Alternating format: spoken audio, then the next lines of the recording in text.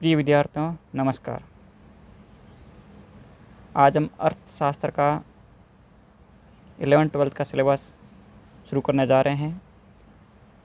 अर्थशास्त्र का परिचय एवं अर्थ परिभाषा, इसके क्षेत्र, ये क्लास चाहे 11वीं हो चाहे 12वीं हो, दोनों में प्रथम चैप्टर अपने समान रूप में रहता है। तो ये प्रथम 3-4 वीडियो आएंगे अर्थशास्त्र की प्रकृति, क्षेत्र, परिभाषा, इनसे संबंधित वो दोनों के एक रूप में ही चलेंगे। सभी को इसके बारे में जानकारी लेनी होगी। ये प्राथमिक वीडियो आपके लिए बहुत ही महत्वपूर्ण साबित होंगे अर्थशास्त्र की सामान्य जानकारी लेने के लिए। जो बच्चे अभी 11वीं में आए हैं और अर्थशास्त्र विषय लेंगे उनके लिए बहुत ही महत्वपूर्ण होगा, क्योंकि हम आज अर्थशास्त्र की सामान्य जानकारी से संबंधित परिचर्चा करेंगे। अर्थशास्त्र, जिसको इंग्लिश में इकोनॉमिक्स कहा जाता है, इकोनॉमिक्स अर्थशास्त्र का संधि विशेष करेंगे तब मिलेगा आपको अर्थ प्लस शास्त्र। अर्थ को वेदों में, पुराणों में और वर्तमान तक भी अर्थ का जो अर्थ है वो धन से संबंधित होता है, और शास्त्र का मतलब होता है किसी क्षेत्र से संबंधित संपूर्ण ज्ञान का संग्रह, अर्थात उसका अध्ययन करना। तो धन का शास्त्र अर्थात अर्थ का शास्त्र, मतलब धन के अध्ययन से संबंधित इसमें बात की जाएगी अर्थशास्त्र में। मैं आपको आज अर्थशास्त्र से संबंधित वो सामान्य विशेषता बताने जा रहा हूँ जो आपको बहुत ही महत्वपूर्ण और याद रखनी होगी, क्योंकि अपन का पूरा बेस है अर्थशास्त्र क्या चीज़ है, अर्थशास्त्र क्या विषय वस्तु रहती है इसकी, वो संपूर्ण अर्थ व्यवस्था और इससे संबंधित की विशेषता, मनुष्य से संबंधित, ये सब कुछ इसमें देखने को मिलेगी। अर्थशास्त्र को सामाजिक विज्ञान की ही एक शाखा है। अर्थशास्त्र सामाजिक विज्ञान की एक शाखा है। आपने देखा ये प्रथम जो विशेषता है इसमें लिखा हुआ है अर्थशास्त्र सामाजिक विज्ञान की एक शाखा है। अर्थात अर्थशास्त्र आपने 10th तक, जो 6 से लेकर 10th तक आपने पढ़ा था, अर्थशास्त्र को सामाजिक विज्ञान के एक हिस्से के रूप में पढ़ा था, लेकिन अब 11वीं में अर्थशास्त्र एक अलग विषय के रूप में पढ़ा जाना लगेगा। ठीक है। अर्थशास्त्र बाकी सामाजिक विज्ञान के अंदर जो भी विषय होते हैं, जैसे इतिहास है, राजनीति है, जियोग्राफी है, समाजशास्त्र है, लोक प्रशासन है, इस प्रकार के विषयों की तरह अर्थशास्त्र भी एक सामाजिक विज्ञान का ही हिस्सा होती हैं। सैमुअल्सन नामक एक अर्थशास्त्री है जिन्होंने अर्थशास्त्र को सामाजिक विज्ञानों की रानी बताया है। अर्थात सैमुअल्सन एक अर्थशास्त्री हैं जिन्होंने अर्थशास्त्र का महत्व सामाजिक के अंदर बहुत ही ज़्यादा बताया है, और इन्होंने सामाजिक विज्ञान की रानी इसे बताया है। किसको? अर्थशास्त्र को। तीसरी विशेषता हमारी रहेगी कि अर्थशास्त्र है मनुष्य की आर्थिक गतिविधियों का अध्ययन करती है। अर्थात अर्थशास्त्र केवल और केवल मनुष्य की आर्थिक गतिविधियों का अध्ययन करती है। अब आप कहोगे सर इसमें पशु पक्षी, पेड़ पौधों या अन्य जीव जंतुओं का अर्थशास्त्र अध्ययन करती है? नहीं, अर्थशास्त्र केवल मनुष्य से संबंधित अध्ययन करती है, और मनुष्य भी 2 प्रकार की गतिविधियां करता है। एक आर्थिक गतिविधियां करता है और एक गैर आर्थिक गतिविधियां करता है, जिसके बारे में अपन विस्तृत चर्चा बाद में करेंगे। लेकिन अब एक बार आपको ये ध्यान में रखना है, केवल मनुष्य आर्थिक गतिविधियां करता है, उन्हीं का अध्ययन अर्थशास्त्र में किया जाता है। आर्थिक गतिविधियां मतलब उस ऐसी गतिविधियां जिनको अपन मुद्रा में माप सकते हैं, उनको धन में मापा जा सकता है, जैसे भारत में भारत का रुपया। अगला है अर्थशास्त्र का क्षेत्र क्या होगा। तो अर्थशास्त्र किसी एक फिक्स क्षेत्र होगा, उसे संबंधित अध्ययन करेगी। वो क्षेत्र लेना होगा। सामान्य जैसे एक देश से संबंधित अर्थशास्त्र अध्ययन करती हैं, जैसे अपन अध्ययन करते हैं भारतीय अर्थव्यवस्था का। तो आपने सुना ही होगा कि भारत की अर्थव्यवस्था, चीन की अर्थव्यवस्था, अमेरिका की अर्थव्यवस्था, पर इसका मतलब ये नहीं है कि अर्थशास्त्र केवल एक देश तक ही सीमित रहती हैं। अर्थशास्त्र केवल एक देश का ही अध्ययन करती हैं। वे संपूर्ण विश्व का अध्ययन करने में सक्षम हैं। एक परिवार की अर्थव्यवस्था का अध्ययन करने में सक्षम है। एक गांव की अर्थव्यवस्था का अध्ययन करने में सक्षम है। इसी प्रकार राज्य और देश का अध्ययन भी कर सकती हैं।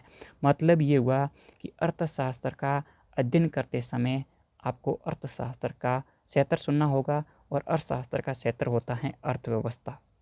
तो आपको अर्थव्यवस्था का क्षेत्र लेना है जो सामान्यतः एक देश का रहता है। यहाँ तक आपको समझ में आ गया होगा कि अर्थशास्त्र से संबंधित जो प्रमुख विशेषता क्या है।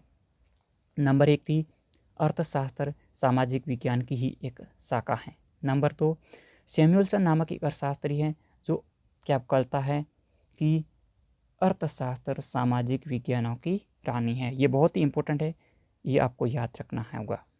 नंबर 3, अर्थशास्त्र मनुष्य की केवल आर्थिक गतिविधियों का अध्ययन ही करती है। नंबर 4, अर्थशास्त्र में किसी अर्थव्यवस्था के क्षेत्र को लेना पड़ता है, जैसे सामान्यतः एक देश। मैं आपको अर्थशास्त्र का क्षेत्र भी बताया है कि अर्थव्यवस्था होती है। तो अर्थव्यवस्था क्या है, अर्थव्यवस्था का क्या अर्थ है? तो अर्थव्यवस्था को सामान्य आपने सुना होगा इकोनॉमी, कि भारत की इकोनॉमी मतलब भारत की अर्थव्यवस्था। अर्थात अर्थव्यवस्था का शाब्दिक अर्थ होता है धन की व्यवस्था। मतलब अर्थव्यवस्था में होता क्या है, मनुष्य अपन के धन की व्यवस्था किस प्रकार करता है। यहाँ पर धन का मतलब ये नहीं है कि केवल एक मुद्रा जो पैसा चलता है वो। धन का मतलब है आपकी संपत्ति हो सकती है, जिसमें किसी भी प्रकार की अपन सामान्यतः लेते हैं वस्तु और सेवा, चाहे वो वस्तु भी हो सकती हैं चाहे वो सेवा हो सकती हैं, उन सभी को धन कहा जाता है। और अर्थव्यवस्था के अंदर मतलब क्या होता है, धन की व्यवस्था रहती है, मतलब वस्तुओं और सेवाओं की व्यवस्था रहती है कि उनका किस प्रकार उत्पादन, उपभोग, विनिमय, वितरण और राजस्व प्राप्त किया जाए। मैं यहाँ पर अर्थव्यवस्था की परिभाषा देने जा रहा हूँ। किसी निश्चित क्षेत्र में निवास करने वाले मनुष्य द्वारा अपने जीवन यापन के लिए जो आर्थिक क्रियाएं या गतिविधियां करता है, उस संपूर्ण रूप को क्या कहते हैं, अर्थव्यवस्था, जो सामान्यतः एक देश से संबंधित होती हैं। अर्थात किसी एक निश्चित क्षेत्र में, कोई भी निश्चित क्षेत्र जैसे भारत का है, जैसे राजस्थान का है, जैसे अमेरिका का होगा, कोई भी एक निश्चित क्षेत्र, उसके अंदर जो निवास करने वाले मनुष्य हैं, जो अपने जीवन यापन के लिए जो आर्थिक क्रियाएं करते हैं, जो गतिविधियां करते हैं आर्थिक, उस संपूर्ण क्षेत्र को क्या जाना जाता है, अर्थव्यवस्था के नाम से जाना जाता है। यहाँ तक बात आपकी कंप्लीट हो गई है। अब देखिए, सामान्य आर्थिक क्रियाओं को हम निम्न भागों में बांट सकते हैं। आर्थिक क्रियाएं कौन कौन सी होती हैं? या तो उपभोग होगी, या क्या होगी, उत्पादन होगी, या क्या होगी, विनिमय, वितरण या राजस्व। ये 5 प्रकार की मुख्य रूप से आर्थिक क्रियाएं हैं जिनको अपन अर्थशास्त्र की विषय वस्तु के रूप में भी जानेंगे। तो यहाँ तक आपको समझ में आ गया होगा कि एक अर्थशास्त्र क्या है, अर्थशास्त्र की प्रमुख विशेषता क्या है, अर्थशास्त्र किसका अध्ययन करती है, अर्थव्यवस्था क्या है, अर्थव्यवस्था की क्या परिभाषा होती है, और अर्थव्यवस्था के अंदर मुख्य रूप से आर्थिक क्रियाएं कौन कौन होती हैं। जो 5 क्रियाएं हैं, उपभोग, उत्पादन, विनिमय, वितरण और राजस्व। अगला है अर्थशास्त्र की परिभाषा। अभी बहुत बाकी रहेगा अभी अपन का अर्थशास्त्र के बारे में। अभी अपन बहुत कुछ जानेंगे अगले 3-4 भागों में, चैप्टरों में। अगले में संपूर्ण अर्थव्यवस्था के बारे में, अर्थशास्त्र के बारे में ही जानेंगे, क्योंकि अभी अर्थव्यवस्था का अर्थ जाना है। ये अभी तक नहीं पढ़ा है अपन ने कि अर्थव्यवस्था कितने प्रकार की होती हैं। आपने देखा होगा अर्थव्यवस्था 3 प्रकार की, जैसे मिश्रित, समाजवादी, पूंजीवादी। एक अलग प्रकार है विकास के आधार पर, विकसित और विकासशील। तो ये भी अपन पढ़ेंगे। अब है अर्थशास्त्र की परिभाषा। तो जो अर्थव्यवस्था के अंदर सामग्री होगी, उसका जो अपन व्यवस्थित अध्ययन करेंगे, जिसको व्यवहार में क्रमबद्ध अध्ययन करेंगे ना, उसी को अर्थशास्त्र कहा जाता है। लेकिन इसकी परिभाषा अपन जानेंगे। यहाँ पर अर्थशास्त्र का समस्त ढांचा बताया गया है कि अर्थशास्त्र का समस्त ढांचा है वो 2 आधारों पर टिका हुआ है। 2 आधार कौन कौन से हैं? नंबर 1 साधन सीमित हैं और नंबर 2 है आवश्यकता असीमित है। अर्थात अर्थशास्त्र का संपूर्ण ढांचा जो है वो 2 स्तंभों पर टिका हुआ है, 2 आधारों पर टिका हुआ है। और वो 2 आधार कौन कौन से हैं? नंबर 1 है साधन सीमित हैं। आपने देखा होगा साधन हर समय सीमित रहते हैं और आवश्यकताएं असीमित। आपके घर में ले लीजिए, आपका खुद का उदाहरण ले लीजिए, ये आप महसूस करोगे कि मेरी आवश्यकताएं कितनी हैं, तो आप अपने दिमाग के अंदर जब महसूस करेंगे तो आपको अनंत आवश्यकताएं महसूस होगी। लेकिन क्या वापस सोचेंगे क्या इन आवश्यकताओं को पूरा करने के लिए मेरे पास साधन है कि नहीं? इतने साधन नहीं हैं जितनी मेरी आवश्यकता है। अर्थात संपूर्ण विश्व में साधन सीमित होते हैं और आवश्यकताएं असीमित होती हैं। तो अपन देखें कि रॉबिन्सन कहेगा कि मनुष्य की आर्थिक समस्या क्या है? मनुष्य आर्थिक समस्या से क्यों जूझता है? उसका कारण यही है कि मनुष्य के पास में साधन सीमित हैं और आवश्यकताएं असीमित हैं। और इस समस्या का संबंध जो है वो अर्थशास्त्र अध्ययन करती है, उसका हल निकालती है कि व्यक्ति या मानव को अपने व्यवहार में किस प्रकार इन अपनी असीमित आवश्यकताओं और सीमित साधनों के बारे में व्यवहार करना है, जिससे कि वो अपनी असीमित आवश्यकताओं को सीमित साधनों के द्वारा पूरा कर सके। ये बात भी आपको ध्यान में रखनी है कि अर्थशास्त्र की परिभाषा भी अन्य विषयों की तरह एक स्पष्ट परिभाषा देने में विभिन्न अर्थशास्त्री असहमत हैं, क्योंकि अपन देखेंगे अभी भी अर्थशास्त्र की एक मान्य परिभाषा नहीं है, लेकिन अलग अलग अर्थशास्त्रियों ने अपनी अलग अलग परिभाषाएं दी हैं। एक बारबारा वुटन नामक एक अर्थशास्त्री हैं जो ये कहती हैं कि जहाँ अर्थशास्त्र के अंदर अर्थशास्त्री होते हैं वहाँ पर 7 परिभाषाएं होती हैं। अर्थात एक अर्थशास्त्री एक से ज़्यादा परिभाषाएं देता है।